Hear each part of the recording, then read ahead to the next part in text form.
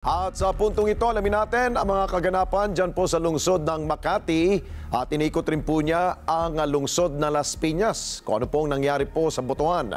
Live mula sa Makati City, si Mean Corvera. Mean, kumusta? Alex, sa mga oras na ito ay 7:30 na ng gabi dito sa Makati City, pero katatapos lang nung isa pang botante na siya yung huling nagcast ng vote dito sa Clustered Precinct number 6 dito sa room 302 ng Makati High School. Ang nagkaroon ng mahabang pila dito at na-delay ang botohan dahil yan sa ilang aberya na naranasan dito sa Makati City. Kakaibang proseso ang ginawa ng mga opisyal ng Department of Education para mapabilis ang botohan sa Judge Senior High School sa Quezon City. Ang mga botante binigyan muna ng stub bago makaboto. Nakasulat sa stub ang kanilang polling precinct at kung ano ang kanilang numero sa voters list. Yan po ang hindi, tinatanong ka lang po. Ay, hindi naman po. Kasi kanina marami nakapila. Kapag may ganito na, mabilis na lang maghanap sa yung nasa doon po sa stub ka na. Pag meron ka ng stub, pipila ka na dito sa loob ng classroom para bigyan ka naman ng balota. Ayun. Pag may balota ka na, tsaka ka mag-shade. Tapos, ibibigay mo dun sa officer para ipasok naman sa machine. Pero sa Las Piñas, magdadalawang oras na pumila ang mga botante sa Cluster Precinct 101 sa Las Piñas National Science High School, kasama na si House Deputy Speaker Camille Villar at kanyang kapatid at negosyante na si Paulo Villar. Ayon sa mga kinatawan ng Department of Education, bumagal ang proseso ng pagboto dahil nagkaroon ng error ang isa nilang machine. Lukot daw kasi ang ilan sa mga balota na ipinasok ng mga botante. Isang polling place naman sa kaparehong eskwelahan ang walang automated counting machine. Ang mga botante kasi mga senior citizens, PWD at mga buntis na hindi na talaga kakayaning umakyat ng hagdanan hanggang third floor kung saan ang kanilang polling precinct. Ayon kay Marisol Sarmiento ng DepEd, ang mga botante pinapapirma muna ng waiver at hininga ng ID. Katunayang pumayag silang kunin ang kanilang balota kung saang presinto sila kabilang, sa kanila ito maaaring i-shade.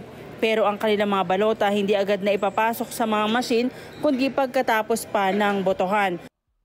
Dito po ma'am, bali pipila po muna sila, tapos kung papaliwanan naman po namin sa kanila kung gusto nila ditong mag-vote or gusto nilang umakyat. Yung mga dito lang po ay yung mga hindi kaya talagang umakyat. Okay po. So dito, pinapapirma po namin sila ng waiver para katunayan na papayag po silang kunin namin yung balota nila sa presinto nila. Okay? With ID po. With ID. Pagka pumirma sila ng waiver, iaakit po namin sa taas, kukunin po namin yung balota nila, dito po sila boboto.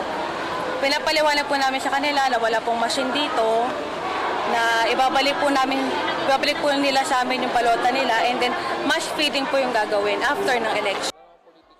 Sa Panapaan 5 sa Bacoor, hindi naman daw nahirapan sa proseso ang mga botante, lalo na ang mga senior citizens, lalo't binigyan sila ng prioridad na unang makaboto.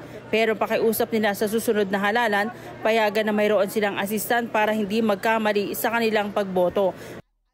Okay naman, at least nabigyan ng pagkakataon ng mga senior na makaboto ng maaga. Pero sana, mayroon yung iba kasi, like yung presidente namin sa senior vice president ako, hindi niya alam, is 4 governor, 3. Oo, sabi niya iba yung lumabas, ikasalanan mo dahil hindi mo tinignan mabuti. So, sayang. Kasi siyempre hindi na pwede, nakaano na eh. So dapat ganon. Dapat may nag-guide sana. May nag-guide, lalo na yung, kasi ako ngayon gumagalaw yung lamesa. Ayon sa 78 anyos sa Sinanay Rosary, kung ikukumpara sa nagdaang eleksyon, mas mabilis ang proseso ngayon ng pagboto at siguradong hindi napalitan ang kanilang isinulat sa balota. Okay lang, hindi naman walang hassle. Oo. Tinignan ko lang kung talagang totoo yung lumabas.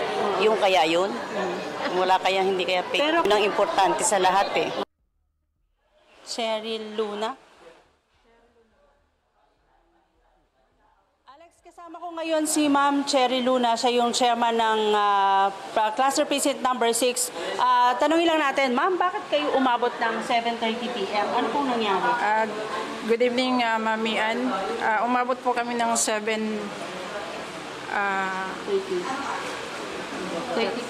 p.m. po kasi nung 6:50 nag-declare po ako ng 30 meters po ng nakapila ay pinapabubuto po namin. Tapos nung 5 to 7 a.m. kaninang umaga, dinumog po kasi kami ng mga senior citizen, then nagka-aberya po yung machine namin. Then the solution ng ginawa namin sa machine, according to our DISO, na i-reset daw yung machine namin. So, ang pinaninindigan naman po ng DISO namin na hindi mawala yung lahat ng nakaboto doon dahil din naman po kami nag-resero. Naka-record naman? Naka-record po. Maraming salamat po. Sige po.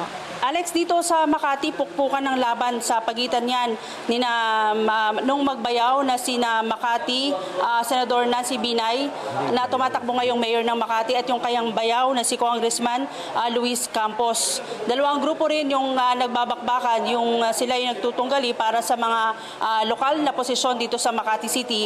Yan yung una, yung partido ni dating Vice President Jejomar Binay at yung Team United ni Campos na nag-aalok nga ng better service. Aabot sa mahigit 57,000 yung mga botante sa buong Makati. Yan ay kahit may 10 barangay na nabawas mula doon sa Embo dahil nga sa desisyon ng Korte Suprema. Balik sa iyo, Alex. Sa anong oras ba sila magtatransmit ng kanilang resulta dyan, Mads? Mayan, Alex, pagkatapos sorry, itong Mayan, kanilang sorry. ginagawang proseso dahil katatapos lang, Alex, nung huling bumoto, yun ay aayusin na nila yung mga dokumento at sisimulan na yung pagtatransmit. Yung bilangan ng boto ay gagawin sa Makati Coliseum. Ayun, sige. Maraming salamat sa iyo, Mean Corvera. Mata natin ng halalan dyan po sa lungsod ng Makati. Mean Corvera. Ayun, thank you.